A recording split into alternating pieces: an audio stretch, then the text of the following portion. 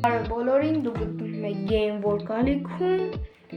Մենք այսօր խոսելու ենք ամենաապահով տրանսպորտի մասին, բայց մինչև վիդեոին անցնելը դուք նկատեցիք, որ ես փոխել եմ իմ ալիքի անունը եւ դարձրել եմ Game Work։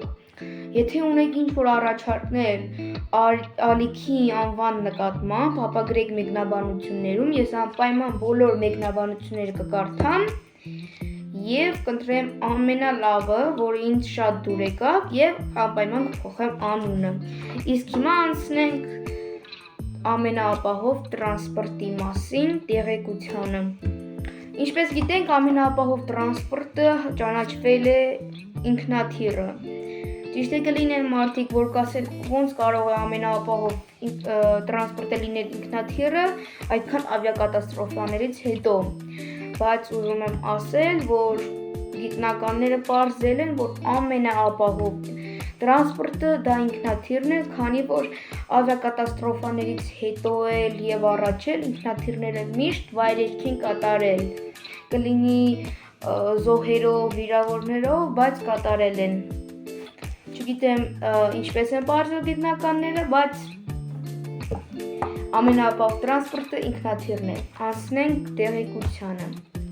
Ինչպես հաշված ժամերի ընթացքում հասնել մեկ այլ քաղաք կամ նույնիսկ երկիր, դիարկ ինքնաթիռով։ Մինչև հիմա մարդկությունը չի հորինել տրանսպորտի մեկ այլ տեսակ, որ տեղաշարժվեր այնպիսի մեծ արագությամբ, ինչպես ինքնաթիռը։ Դրանցից արագ կարող է թռչել միայն տիեզերական հրթիռը։ Ինքնաթիռները օդով տեղափոխում են մարդկանց և զանազան բեռներ։ Թևավոր մեքենաների թռիչքի ու վայրէջքի համար օգտագործվում են օդանավակայաններում սարքավորված հատուկ թռչքուղիներ։ Դա պալասան է, որով ինքնաթիռը թռնում է և վայրէջք է կատարում։ Նախ ասեմ, որ շատ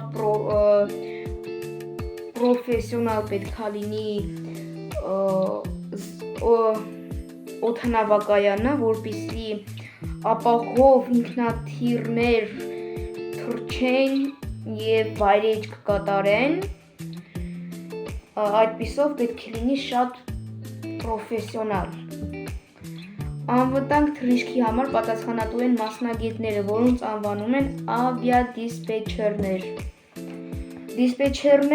Ավիադիսպետչերները կապ են հաստատում ինքնաթիռների հետ և իրենց հրահանգներ են տալիս, օրինակ բարձրության նկատմամբ, արագության, որպեսզի արագությունը իջացնի կամ բարձրացնի, բարձրությունը իջացնի կամ բարձրացնի և այդպես շարունակ, բայց օրինակ, եթե ինքնաթիռը թռչում է Հայաստանից, գնում է դեպի օրինակ Ռուսաստան, Հայաստանի ավիադիսպետչերը կապ է հաստատում մինչև այդ ինքնաթիռը, որ դուրս է գալիս Հայաստանի տարածքից, դրանից հետո այդ ինքնաթիռը արդեն կապ է հաստատում Ռուսաստանի ավիադիսպետչերի հետ, այն օդանավակայանի ավիադիսպետչերի հետ, որտեղ նա վայրէջք է կատարելու։ Օդ բարձրանալուց առաջ ինքնաթիռները լիցքավորվում են վառելիքով, որն այրվում է օդանավի ներսում տեղադրված ռեակտիվ շարժիչներով։ Այրման արդյունքում առաջացած ձյուրավառ գազերի հոսքն էլ թևավոր մեքենային ստիպում է առաջ շարժվել օդով։ Ինչպես գիտենք, ինքնաթիռները նույնպես ունեն շարժիչներ, որոնցով հավաքում են արագություն, բարձրություն և կարող են տեղաշարժվել, բայց լինում են սովորական ինքնաթիռը ունենում է ընդամենը 2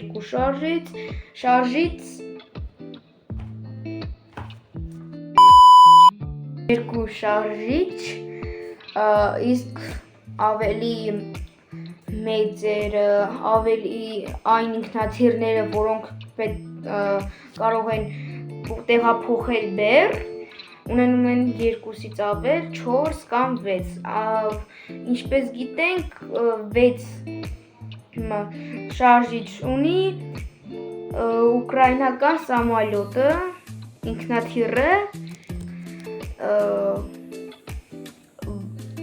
իսկ 4 շարժիչ ունի Airbus A380-ը և Boeing 747-ը։ Մարդկանց փոխադրման համար նախատեսված ինքնաթիռն անվանվում է օդանավ։ Դրա ներսում գտնվում է սրահը ուղևորների համար, իսկ ներքևի մասում հատուկ մեկուսամաս, որում տեղափոխում են նրանց բեռները։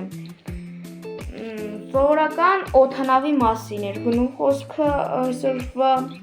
վիդեոյի մասին, իսկ եթե դուք ունեք առաջարկներ, թե ինչի մասին կարող եմ հաջորդը խոսել, անպայման գրեք նույնպես մեկնաբանություններում։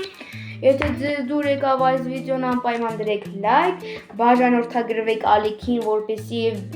տեսնեք շատ ու շատ նոր ու հետաքրքիր վիդեոներ։ Այսքանն էր այսօրվա համար, տեսություն։